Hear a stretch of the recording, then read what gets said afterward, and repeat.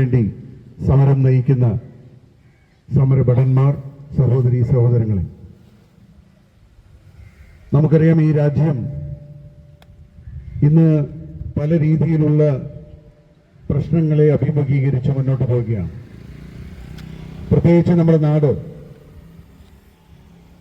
ഇവിടുത്തെ വ്യവസ്ഥാപിത രാഷ്ട്രീയ പ്രസ്ഥാനങ്ങൾ ഈ നാട്ടിൽ ഉണ്ടാക്കിയിട്ടുള്ള അസമത്വവും അതോടൊപ്പം തന്നെ ജനങ്ങളെയെല്ലാം പല തട്ടുകളിലാക്കി തങ്ങളുടെ രാഷ്ട്രീയ വിജയത്തിന് വേണ്ടി അല്ലെങ്കിൽ നേട്ടങ്ങൾക്ക് വേണ്ടി പല ചേരികളിലാക്കി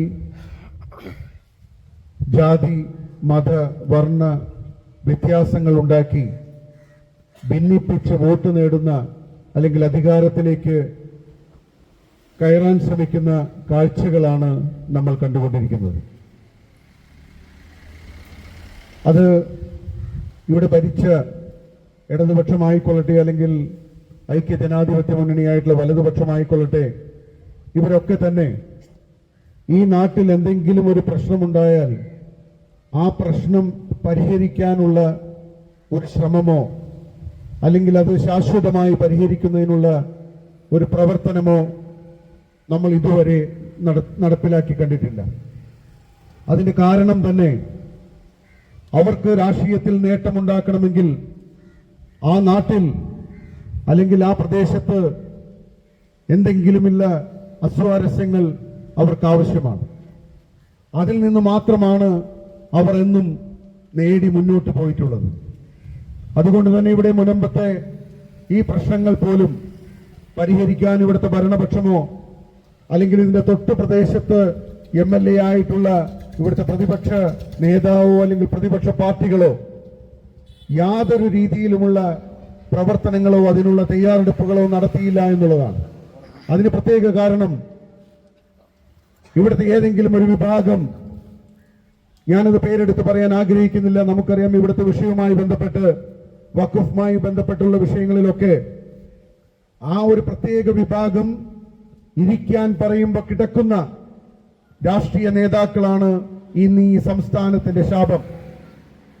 അതുകൊണ്ട് തന്നെ അവരെ വിഷമിപ്പിക്കുന്ന രീതിയിൽ അവർക്ക് ഈവൻ സമ്മതമാണെങ്കിൽ പോലും അത് തീർപ്പാക്കുന്നതിനുള്ള ഒരു ശ്രമമോ അല്ലെങ്കിൽ അതിനൊരു ശാശ്വത പരിഹാരമോ ഉണ്ടാക്കാൻ ഇക്കൂട്ടർ സമ്മതിക്കുന്നില്ല എന്നുള്ളതാണ് സത്യം.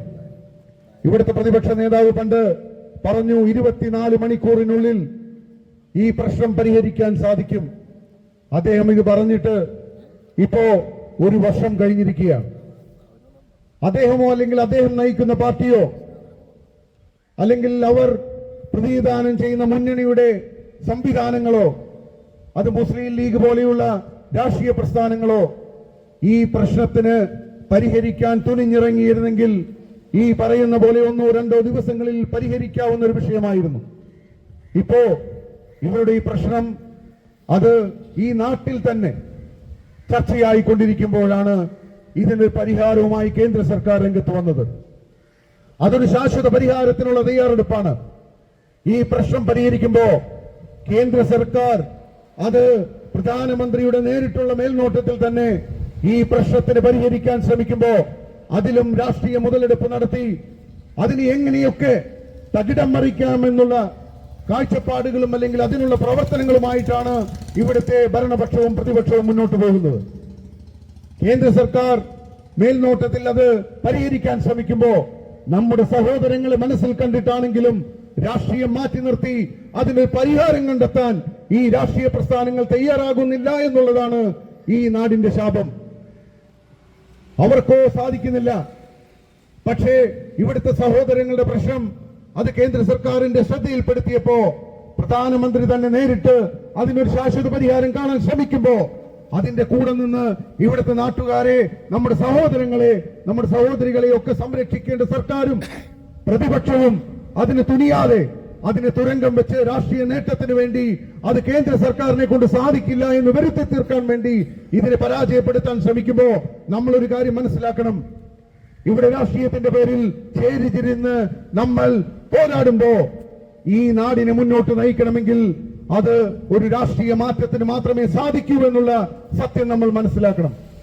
അതുകൊണ്ടൊക്കെ തന്നെയാണ് 2020 പാർട്ടി ഒറ്റയ്ക്ക് നിന്ന് ഇവിടുത്തെ ഇടതുപക്ഷവും വലതുപക്ഷവുമായി പോരടിച്ചപ്പോ ഇനി മുന്നോട്ട് പോകണമെങ്കിൽ ഇവരെല്ലാം കൂടെ ഒരുമിച്ച് ഞങ്ങളെ ആക്രമിച്ചപ്പോ ഇനി മുന്നോട്ട് പോകണമെങ്കിൽ ഈ നാടിനെ വികസനത്തിലേക്ക് നയിക്കണമെങ്കിൽ ഇനി അത് NDA സർക്കാരിന് മാത്രമേ സാധിക്കൂ. അതുപോലെ ഇതുപോലെയുള്ള പ്രശ്നങ്ങൾ പരിഹരിക്കണമെങ്കിൽ, ശാശ്വതമായി പരിഹരിക്കണമെങ്കിൽ, ഇവിടുത്തെ വിഷയങ്ങൾ എന്നേക്കും അവസാനിപ്പിച്ച് ഇവിടുത്തെ ഭാവി തലമുറയെ സംരക്ഷിക്കണമെങ്കിൽ അത് NDA സർക്കാരിന് മാത്രമേ സാധിക്കൂ എന്നുള്ള ഉറപ്പുകൊണ്ട് മാത്രമാണ് നമ്മൾ NDAയുടെ ഭാഗമായത്. അതുകൊണ്ട് തന്നെ ഞാനിവിടെ പറയാൻ ആഗ്രഹിക്കുന്നു, ഞാൻ ദീർഘിപ്പിക്കുന്നില്ല. നമ്മളെ സംബന്ധിച്ചിടത്തോളം ഈ നാടിന്റെ വികസനമാണ്, അത് ഇവിടുത്തെ സാധാരണക്കാരുടെ അല്ലെങ്കിൽ ജനവിഭാഗങ്ങളുടെ വിഷയങ്ങളാണ്. അത് പാർപ്പിടമായിക്കൊള്ളട്ടെ, കുടിവെള്ളമായിക്കൊള്ളട്ടെ, ജീവശ്വാസമായിക്കൊള്ളട്ടെ, ഇതിനൊക്കെ വേണ്ടതായുള്ള പരിഹാരം കാണുന്നതിന് വേണ്ടി നമ്മൾ ഒറ്റക്കെട്ടായി ഇവിടുത്തെ ഈ രാഷ്ട്രീയ അല്ലെങ്കിൽ ഗൂഢാലോചനകളെ മാറ്റിക്കൊണ്ട്, ഈ രാഷ്ട്രീയത്തിന്റെ ഇവരുടെ കൂട്ടുകച്ചവടം മാറ്റിക്കൊണ്ട് ഇവിടെ ഒരു പുതിയ സർക്കാർ വരണം. ഞാനിവിടെ പറയാൻ ആഗ്രഹിക്കുന്നു, NDA സർക്കാർ കേരളത്തിൽ വന്നാൽ ഈ പ്രതിപക്ഷ നേതാവ് പറഞ്ഞ പോലെ 24 മണിക്കൂറിനുള്ളിൽ കേന്ദ്രവും കേരളവുമായി NDA സർക്കാർ വരികയാണെങ്കിൽ, ഡബിൾ എഞ്ചിൻ സർക്കാർ വരികയാണെങ്കിൽ നിങ്ങളുടെ വീട്ടിലേക്ക് ധൈര്യസമേതം നെഞ്ചു വിരിച്ച് കയറാൻ ഒരുത്തനും നിങ്ങളെ തൊടാത്ത രീതിയിൽ മുന്നോട്ട് പോകാൻ നിങ്ങൾ സാധിക്കുമെന്ന് മാത്രം പറഞ്ഞുകൊണ്ട് നിങ്ങൾക്ക് അഭിവാദ്യങ്ങൾ അർപ്പിച്ചുകൊണ്ട് ഞാൻ എന്റെ വാക്കുകൾ ഉപസംഹരിക്കുന്നു. നന്ദി, നമസ്കാരം.